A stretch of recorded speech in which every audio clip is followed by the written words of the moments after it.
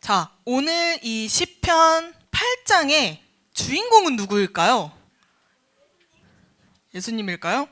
자, 이 8장의 주인공을 내가 각자 다르게 생각할 수 있는데 이 8장에 대한 고백을 말하고 있는 사람은 다윗이죠. 자, 여러분 다윗에 대해서 잘 알아요? 다윗에 대해서 잘 알아요? 네, 그러면 다윗은 어떤 사람인가요?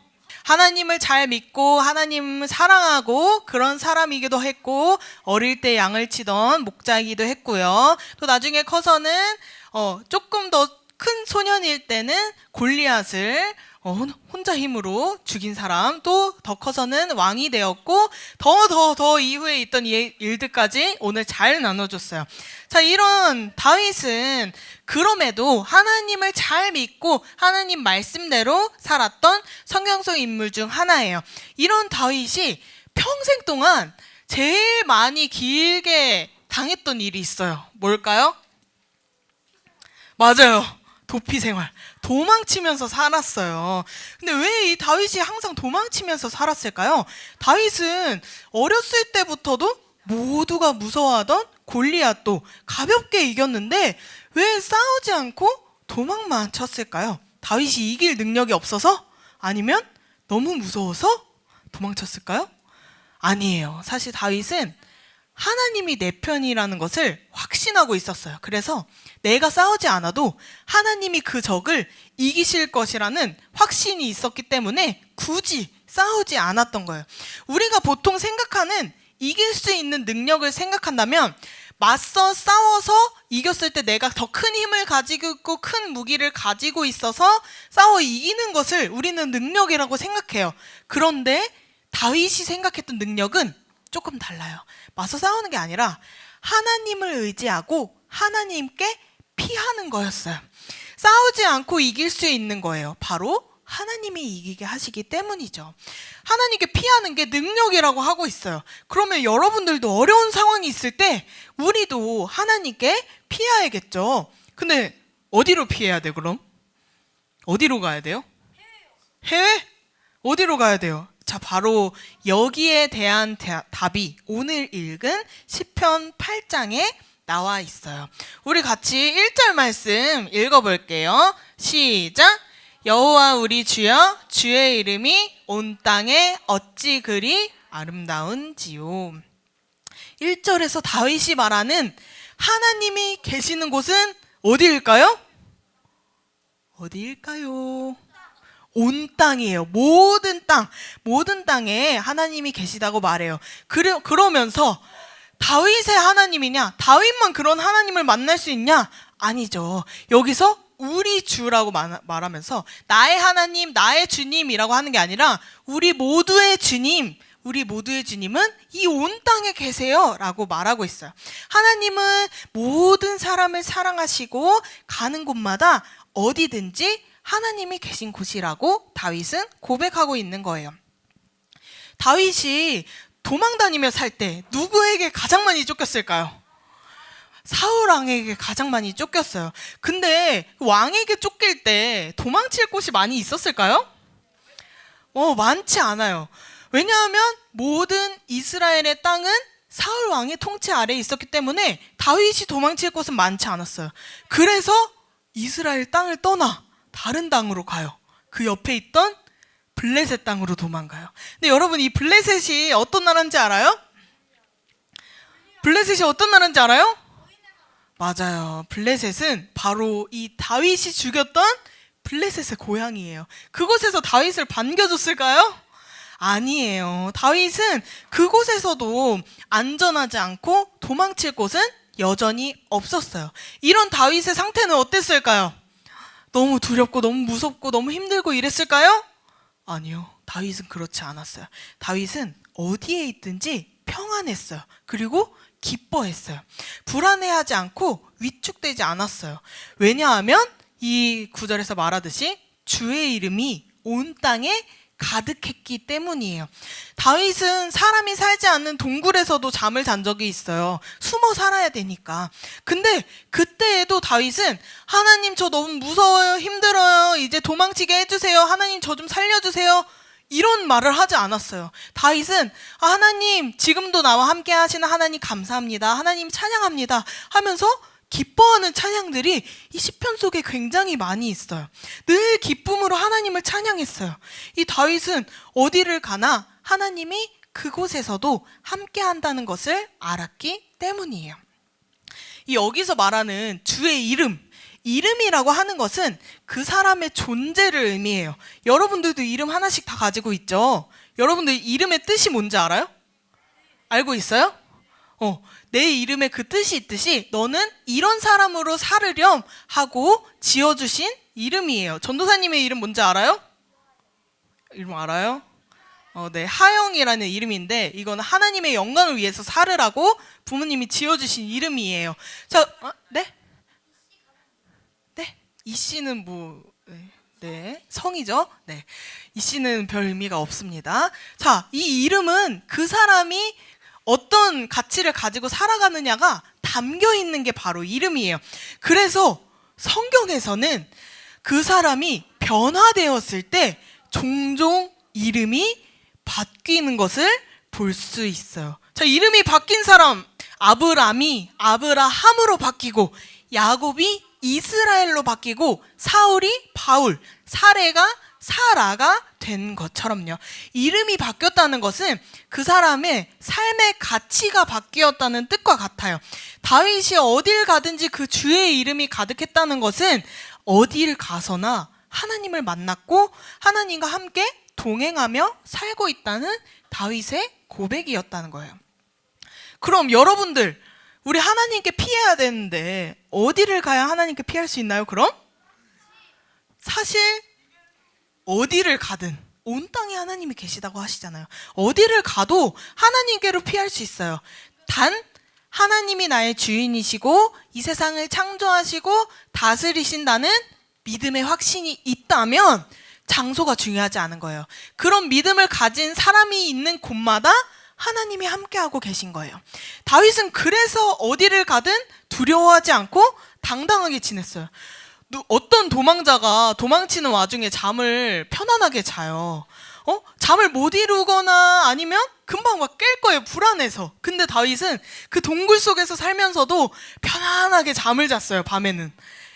이게 다 두려워하지 않고 하나님과 함께 있다는 것을 알았기 때문이에요. 심지어는 사울왕을 죽일 기회도 찾아왔었어요. 사울왕을 죽이면 더 이상 도망치지 않아도 됐어요. 근데 사울왕을 죽였나요? 죽이지 않았어요. 왜 사울왕을 죽이지 않았을까요?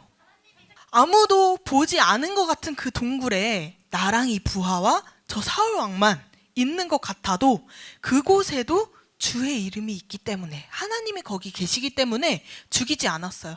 사울왕도 비록 하나님 말씀대로 살지 않았던 왕이지만 결국은 하나님께서 기름 부어 세운 왕이었기 때문이에요. 그래서 하나님 말씀에 순종했어요. 그래서 다윗이 혹시 골리앗과 싸울 때 무엇으로 싸웠는지 알고 있나요? 물맷돌 말고 돌멩이로 싸운 건 맞지만 다윗이 골리앗 앞에서 딱 선포했던 말이 있어요. 자, 우리 같이 읽어볼게요. 시작! 너는 칼과 창과 단창으로 내게 나아오거니와 나는 내가 모욕하는 이스라엘 군대의 여호와의 이름 곧 나의 하나님의 이름을 의지하며 나아가노라. 아멘. 다윗은 여기에서도 하나님의 이름으로 난 싸운다 라고 이야기하고 있죠. 여기에도 하나님은 나와 함께하고 계셔 라고 선포하며 나가서 싸운 거예요. 그래서 어떻게 되었나요? 이겼죠. 이 커다란 골리앗을 이겼어요. 하나님이 다윗을 이기게 하신 거예요. 여러분들이 이걸 보면서 잘 느껴야 되는 게, 이 온 땅에 하나님이 계시다라고 한다는 것은 여러분들이 교회에 올 때만 하나님이 계신 것처럼 행동하면 안 된다는 거예요. 근데 여러분들은 꼭 전도사님 만나거나 교회 선생님, 교회 친구들을 만날 때만 하나님이 계신 것처럼 행동해요. 그런데 집에 가고 학교 가고 학원 가고 노래방을 가거나 놀이공원을 가거나 할 때는 하나님이 안 계신 것처럼 행동해요. 여러분 진짜 그곳에는 하나님이 안 계실까요? 그곳에는 하나님 안 계실까요? 아니에요. 하나님은 여러분이 어디를 가든, 병원을 가든, 롯데월드 에버랜드를 가든, 아무도 보지 않는 것 같은 나 혼자만의 공간을 가도 언제나 하나님이 우리와 함께하고 계세요. 어디에나 주의 이름이 가득하게 있어요. 주의 이름이 있는 곳에서는 하나님이 나를 돌봐주세요.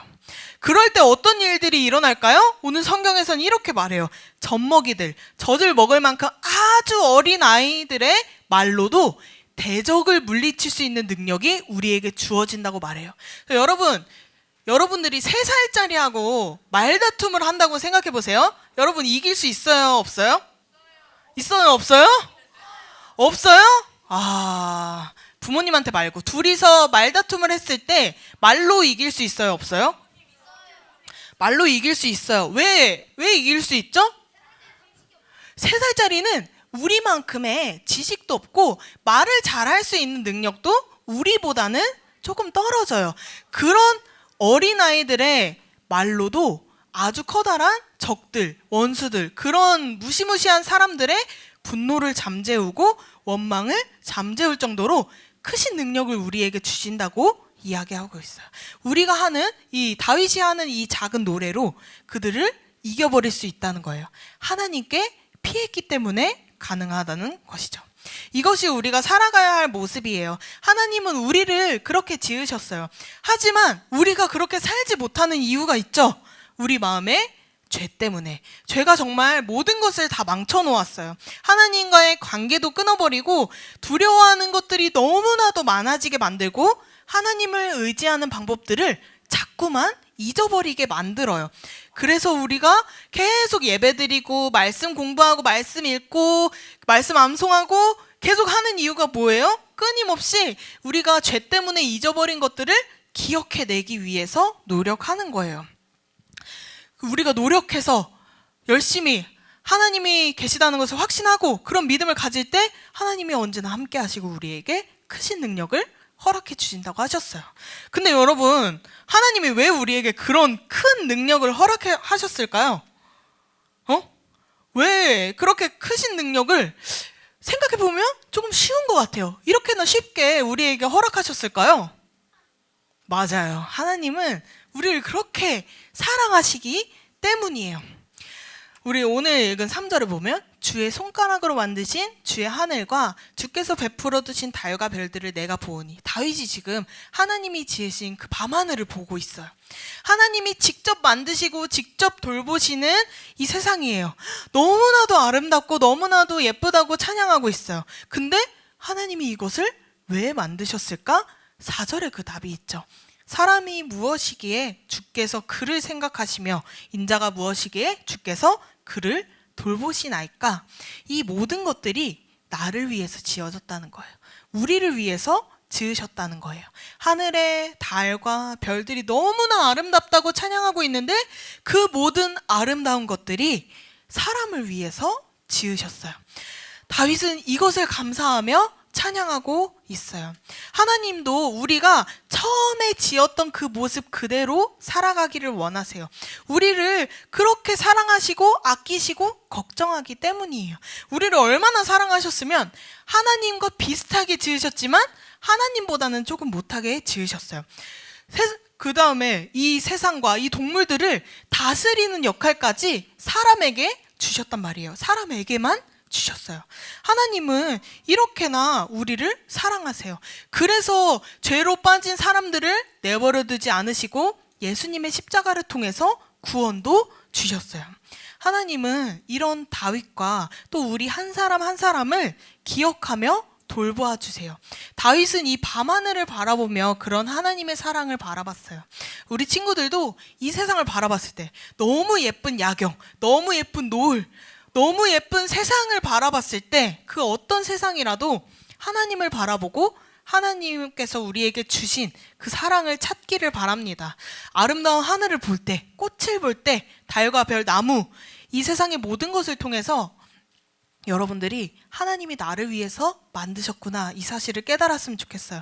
그것을 통해서 하나님의 사랑을 누리고 또 하나님께로 피하시는 여러분들이 되었으면 좋겠어요. 하나님께로 피할 때 그 누구보다 크신 능력을 하나님께서 여러분들에게 허락하실 거예요. 그런 크신 능력을 경험하는 소년부가 되기를 축복합니다.